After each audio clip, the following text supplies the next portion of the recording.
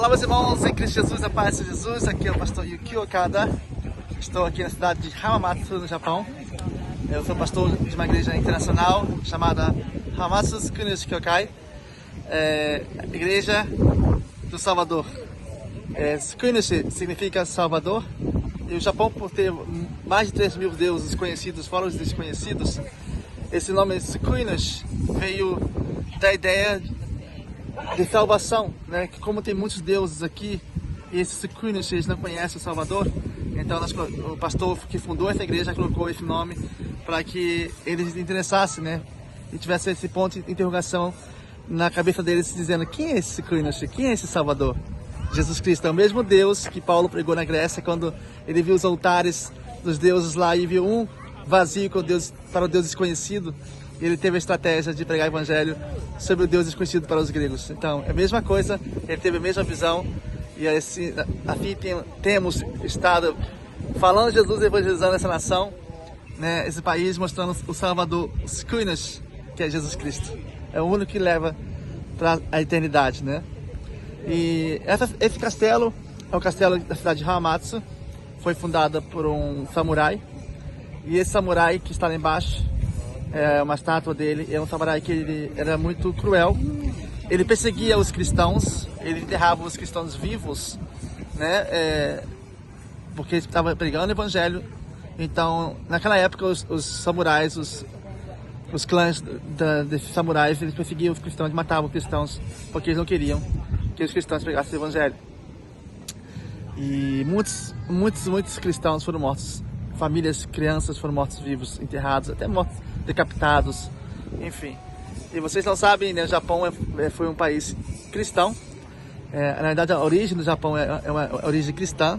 E no correr do século, né, quando começou o imperador ele mudou a história do Japão. Ele trouxe esse budismo, o shintoísmo para essa nação. Antes, como não sei se vocês conhecem, aqui no Japão tem muitos templos. E esses templos, na verdade, eles eram para oferecer a Deus. Então, dizem os pastores japoneses que as 10 tribos que dispersaram, né, que desapareceram da Bíblia, quando eles saíram, a Bíblia fala só de 2 tribos, né, e as 10 tribos não falam mais. E uma das 10 tribos, né, desse de Jacó veio para o Japão. E aqui começou, né, a história. E nisso, o imperador, na época, ele mudou a história. De cristão, né, que eles faziam esses templos para adorar a Deus, e faziam oferta de adoração a Deus, eles acabaram mudando a história e passou a ser o Deus do budismo, shintoísmo. O Japão é um país budista, shintoísmo no momento atual. O índice do cristianismo no Japão é de menos 1%, mas a gente está orando para que isso venha mudar em nome de Jesus. O evangelho aqui é difícil de ser pregado, as pessoas aqui elas não são muito aceitáveis, acessíveis, flexíveis ao evangelho. A gente não tem liberdade para pegar na rua ou pegar nas esquinas. Algumas pessoas são ousadas, elas vão mesmo sim pregar o evangelho, mesmo correndo risco, mas é proibido. A gente temos essas dificuldades da questão do evangelho. E também os japoneses, eles são muito resistentes. Eles são muito resistentes à palavra de Deus, essa questão do cristianismo. Eles não conhecem Cristo. Eles são simpatizantes pelas culturas, mas não conhecem a Cristo, né? E é interessante que eles nascem shintoístas, que é pela cultura, o shintoísmo ele está na parte do nascimento da geração nipônica dos japoneses. Eles casam cristãos, né, porque eles casam em igrejas cristãs, e morrem budistas, porque os enterros aqui são enterros budistas, da forma budista. Então, na verdade, eles não sabem que eles são, eles não creem em nada.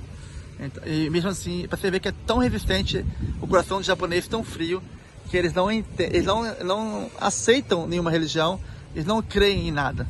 Mas quando um japonês se converte a Cristo, ele se converte de verdade, eles se entregam, né, se jogam no evangelho. E a igreja onde nós estamos, pela misericórdia do Senhor, pastoreando hoje, tem japoneses que realmente são, né, devotos ao Senhor, né?